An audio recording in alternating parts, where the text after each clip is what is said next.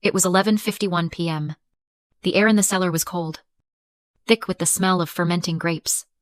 I was checking the temperature gauges on the stainless steel tanks. My hands stained purple from the day's work. My phone buzzed on the metal table, vibrating against a wrench. It was a group text. From my mother. Susan. I swiped it open, my eyes blurry from exhaustion. The message was short. Tegan. Your father, Morgan, and I have agreed.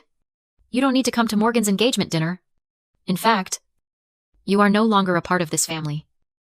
I stared at the screen, the words blurring. The chill of the cellar suddenly felt like it was inside me. And then, a few seconds later, a small heart icon appeared next to my mother's text. My sister, Morgan, had loved the message. I didn't cry. I didn't text back. Why I didn't beg. The anger this time wasn't hot. It was sharp and cold. It was clarifying. I walked out of the cellar, my boots echoing on the concrete floor.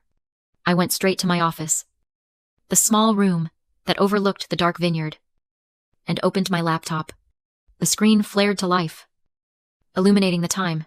12:03 a.m. 12 minutes. That's all it took to be erased. I opened a single file on my desktop, one that was password protected. A simple spreadsheet titled Heritage Support. It wasn't a budget. It was a balance sheet. Row 1, annual property tax payment, Michael's estate. A pending transfer for $85,000. Scheduled to go out in the morning to save their legacy estate from foreclosure. Again, my finger moved to the trackpad. Click. Cancel payment. Row 2, monthly transfer, Morgan's startup. A recurring payment of $5,000 to fund my sister's career in finance, which was really just a title for being unemployed. Click. Cancel payment. Row 3, membership dues, Father's Legacy Wine Club. A $1,200 charge for my father, Michael, to drink other people's wine while criticizing mine. Click. Cancel membership. In less than 10 minutes, I had cut every financial thread holding their pristine, perfect illusion of a family together. This wasn't revenge. It was accounting. Have you ever felt like the invisible one in your own family? Let me know your story down in the comments. To understand what I did, you have to understand who I was to them. In my family, you were one of two things: a success or a disappointment. My sister Morgan, with her finance job, was a success. My father, Michael, obsessed with his legacy estate, was a success. I, on the other hand, was the one who walked away from a prestigious MBA to, as my father so elegantly put it, play in the dirt. My glorified agricultural hobby was Athelstone Vineyard. What they didn't know is that Athelstone Vineyard, the place they dismissed as a cute little project, cleared 7 figures in profit last year. What they didn't know is that the wine they served at their own exclusive parties, the bottles they bragged about, were often mine, sourced through third-party labels. I wasn't just the family disappointment. I was their silent, invisible investor. 6 months ago, when my father's legacy estate was on the verge of foreclosure, who paid the $85,000 property tax bill at the last second? It wasn't Morgan. It was me. And my sister's brilliant startup. That was also me. $5,000 a month, wired into her account for the last 6 months so she could maintain the illusion of success. $30,000 in total. I wasn't doing it out of kindness. I see that clearly now. I was doing it because I had fallen into a psychological trap. It's what I now call the conditional acceptance trap. For my entire life, my family's love came with a price tag. And that price was success. But it had to be their definition of success. The right degree, the right job, the right address, my passion, my vineyard, my actual, tangible success. It was worthless to them because it didn't fit their narrative. So I tried to pay for their approval in the only language they understood: money. I thought, foolishly, that if I could secretly prop up the one thing they valued, their precious legacy, that maybe, one day, they would finally respect me. I see it now. I wasn't just paying their bills. I was paying for a subscription to a family that had already expired. And that night, At 11:51 p.m., I finally realized my compassion was a resource they had overdrafted for the last time. I slept for 4 hours. I woke up not to an alarm, but to the vibration of my phone buzzing itself off the nightstand. It was 7 a.m. The sun was just starting to hit the vines, and the vultures were circling. I had 14 missed calls and 9 new text messages, all from my family. The first one I opened was from Morgan. My sister. It read, "You're being completely dramatic. Mom was just stressed about the engagement. Why did you lock my card? I had an emergency." An emergency. I pictured her at a boutique, trying to buy shoes for the engagement dinner I was now uninvited to. The entitlement was so thick, I could almost taste it. I didn't reply. Next. A voicemail from my mother. Susan. Her voice wasn't apologetic. It was sharp, clipped, and furious. "Tegan, I don't know what game you think you're playing, but you have created an absolute mess. Your father is beside himself. You need to call us immediately and fix what you've done." Fix what I'd done, not what she had done. Not what they had agreed upon in their little family tribunal. I deleted the voicemail. Then, I saw a notification from Facebook. My father, Michael, had tagged me in a public post. My stomach tightened. I opened the app.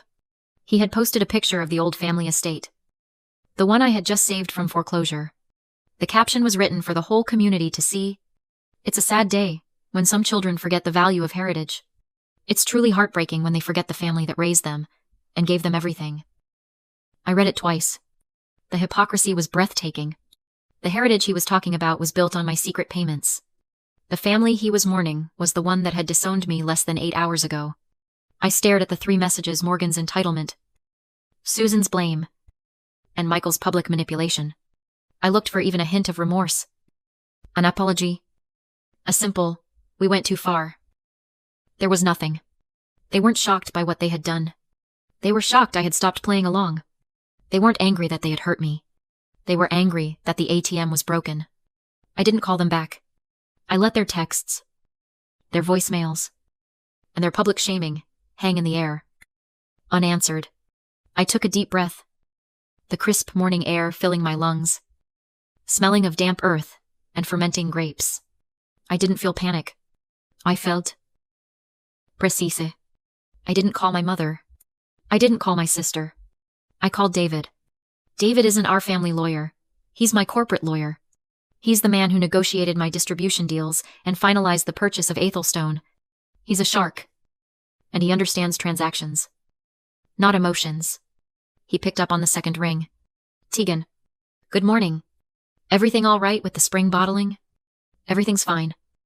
"David," I said, my voice steady, betraying nothing. "I have a new task for you. I need you to draft a formal debt collection notice." There was a brief pause. "Go on," he said, his tone shifting from friendly to professional. "The recipients are Michael and Susan," I said, dropping their parental titles. "I need to recover a debt of $85,000, paid on their behalf for their estate property taxes, and a second debt of $30,000, provided as a personal loan to Morgan, co-signed by Susan." "That's $115,000, David said. "All business." I could hear him typing. "That's correct?" I said. "I want the notice to be formal. Send it certified mail. I want to give them 30 days to contact your office and establish a formal repayment plan." "And if they don't?" David asked. I looked out the window at the fields, at the ash soil plot in the distance. "Then you will begin proceedings to place a lien on their estate. The full $115,000. Plus your fees." This was no longer a family drama. This was a professional escalation. I wasn't the disowned daughter anymore. I was a creditor. And I was done being silent. David called back 2 hours later. The usual professional calm in his voice was gone. He sounded stunned. "Tegan, we have a problem. Or, rather, they have a problem. A much bigger one than $115,000. I sat up in my chair. "What did you find?" "I started the lien paperwork," he said, "which means pulling the full title history on your father's estate. And I found something strange." Something about the land itself? Do you know anything about a worthless, rocky plot on the northern border of the property? My blood went cold. He used to call it the ash heap. He said it was unplantable. Right, David said. Well, 5 years ago. He didn't just sell it. He transferred it to a Shell LLC for the sum of $1. I stayed silent. I knew this. That shell company was who I'd bought the land from, paying a premium for it, 2 years later. Here's the problem. Tegan, David continued. That land wasn't technically his to sell. It was part of a trust left by your grandmother, to be passed down. The transfer document required 2 signatures. His and the trustee's. But looking at the signature from the trustee, it doesn't match any other legal document. It's a forgery. And it looks a hell of a lot like your father's handwriting. I couldn't breathe. My hand gripped the edge of my desk. The entire story reformed in my head in a single, sickening flash. The reason he was so desperate to sell it. The reason he called it worthless. The reason he never questioned where I'd found the land for my vineyard. David, I said, my voice barely a whisper. That's the land. That's where Athelstone Vineyard is sitting right now. I bought that land from his shell company. The line was silent for a full 10 seconds. David, the shark, was processing the blood in the water. Oh, Mikael, he finally said. What did you do? I stood up, looking out the window at the rows of vines. My vines, growing strong and healthy from the ash heap. My father hadn't just underestimated the land. He had stolen it. He had stolen it from his own mother's trust. Hidden it? And now, I, the family, failure was the sole proprietor of the one piece of evidence that could send him to prison. This was no longer about debt. This was about a crime. 1 week later, the certified letter had been signed for, and the silence that followed was deafening. Until Thursday. I was in my private tasting room, the one overlooking the valley, reviewing a new label design when the door flew open. Not pushed, but slammed against the wall. It was my mother. Susan. But not the version I knew. The perfectly composed, socially armored woman was gone. Her hair was a mess, falling out of its usual sleek style. Her eyes were red and wild. Her mascara smudged down her cheeks. She was wearing a silk blouse I recognized, now hopelessly wrinkled. Tegan. Thank God. She gasped, rushing toward me, her hands grasping at the air. You have to stop this. You have to do something. I didn't stand up. I remained perfectly still, watching her. They're taking everything, she shrieked, her voice cracking. The bank. They're foreclosing on the estate. They're using words. Criminal fraud. Forgery. Tegan. Your father? Mikael. They're saying he could go to prison. She was fully crying now. Ugly. Desperate, sobs. Morgan is a complete wreck. She hasn't left her room. You've ruined us. After everything we gave you. This is how you repay us. You have to call them. Tell them it's a mistake. I let the silence stretch, filled only by her ragged breathing. Slowly, I reached for a bottle on the table. It was a heavy bottle. Dark glass. With no label. I picked up a wine glass, turned, and began to pour a deep, almost black, red. The sound echoed in the quiet room. Do you see this wine? Mother, I asked, my voice barely above a whisper. She looked at me, confused by the question. What? What are you talking about? Did you hear me? I held the glass up to the light. It's our new reserve. We're calling it the Ash Soil Reserve. It's from a very special plot of land. The grapes. They're extraordinary. They're grown on that worthless ash heap that Father stole from my grandmother. The one I bought back? Her face went pale. The last bit of color drained from her. What? What did you say? I set the glass down, untouched. I walked to my desk, picked up a single folded document, a copy of David's findings, the one detailing the forgery, and walked back to her. I held it out. You said I had to do something. I said, my voice as cold and clear as the glass in my hand. I already did. She stared at the paper, her hand trembling, refusing to take it. Goodbye, Susan. I turned, walked past her, and pulled the heavy oak door of the tasting room shut. I didn't slam it. I closed it firmly, and the solid click of the latch locking in place was the only sound as I walked away, leaving her, and her pleas, locked on the other side. The legal battle was fast. The kind of swift, brutal efficiency that only undeniable proof of forgery can bring. The estate, my father's precious heritage, was sold at a public auction to pay the debts, the bank, the creditors, and finally, me? I was there. I was the only bidder. Not to save it, not to keep it. I bought it. And in the following week, I liquidated it. I broke the estate into parcels and sold every single piece. Every last remnant of their hollow legacy. I kept only one thing, my grandmother's old, dilapidated greenhouse, which sat on the edge of my property. The next morning, I stood in the vineyard as the sun began to rise. The light was pale, pink, catching the dew on the leaves. It was quiet, peaceful. I took out my phone. I opened the Heritage Support spreadsheet one last time. I looked at the rows of numbers. The $85,000. The $5,000. The $1,200. All the payments. All the desperate, invisible attempts I had made to be loved. My finger hovered over the screen. Then, I hit delete. And again, delete. I watched the file vanish.